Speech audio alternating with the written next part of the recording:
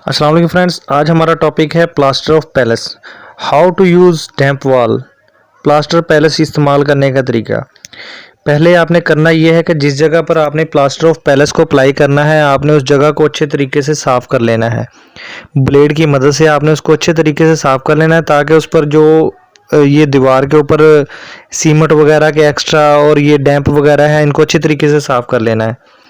साफ़ करने के बाद आपने करना ये है कि इसको बिल्कुल, ये दीवार देख रहे हैं आप, इस दीवार को हम अगर इसी तरीके से प्लास्टर ऑफ पेरिस अप्लाई करेंगे तो उसका कोई फ़ायदा नहीं होगा। आपने सबसे पहले करना ये है कि इस पर एक कोड आपने डिस्टेंपर का कर लेना है।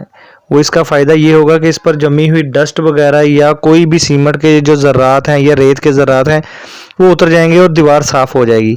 एक कोड करने के बाद आप इस पर प्लास्टर ऑफ पेरिस अप्लाई करेंगे तो ये दीवार बिल्कुल नीट एंड क्लीन हो जाएगी और प्लेन हो जाएगी। उसके बाद आप इस पर जौन सी मर्जी आर्ट या डिज़ाइनिंग करना चाहें या डिस्टेंपर करना चाहें, आप इस पर अप्लाई कर सकते हैं।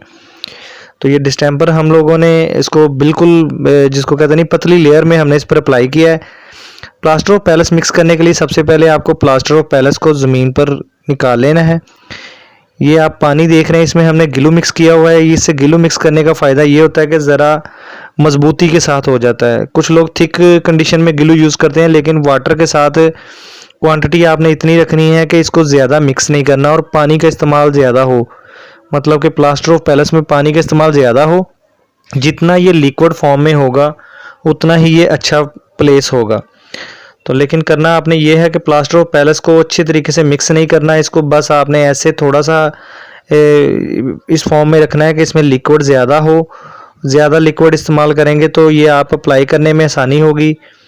तो आप देखें, ये हम डैम्प को कवर कर रहे हैं, ये ज़्यादा हार्ड नहीं होगा। इस तरीके से आपको कोई भी प्रॉब्लम नहीं होगी लगाने में। कुछ लोगों का प्लास्टर ऑफ पेरिस लगाते वक्त हार्ड हो जाता है, जिसकी वजह से वो दोबारा से उसको पानी में मिक्स किया जाता है, लेकिन उसकी फॉर्म ख़राब हो जाती है। तो प्लास्टर ऑफ पेरिस को ज़्यादा मिक्स नहीं किया जाता। इसका बेहतरीन तरीका यह है कि इसको ज़्यादा से ज़्यादा लिक्विड रखा जाए। जैसे ही ये लिक्विड फॉर्म में हो तो आप इसको ईज़िली दीवारों पर प्लेस करें। ये देखिए, हमने डैम्प्स को कवर किया है। तो डैम्प्स को कवर करने के लिए बाज़ार से आपको ये 2 पत्रियाँ मिल जाती हैं, जिसकी कीमत 30 से 40 रुपये होगी। तो ये पत्रियाँ आपने बाज़ार से ले लेनी है।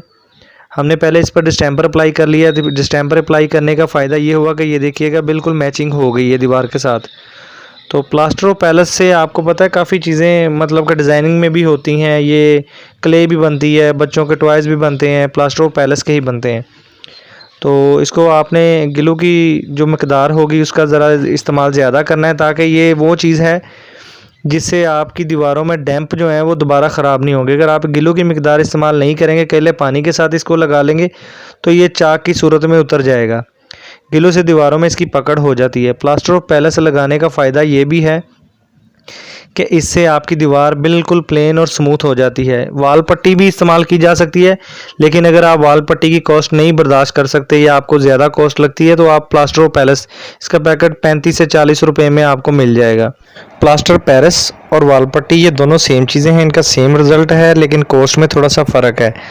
तो मेरे चैनल पर नए हैं तो मेरे चैनल को लाइक करें, सब्सक्राइब करें। वीडियो अच्छी लगी तो वीडियो को लाइक और कमेंट ज़रूर करें, और मज़ीद वीडियोज़ के लिए मेरे चैनल को सब्सक्राइब करें और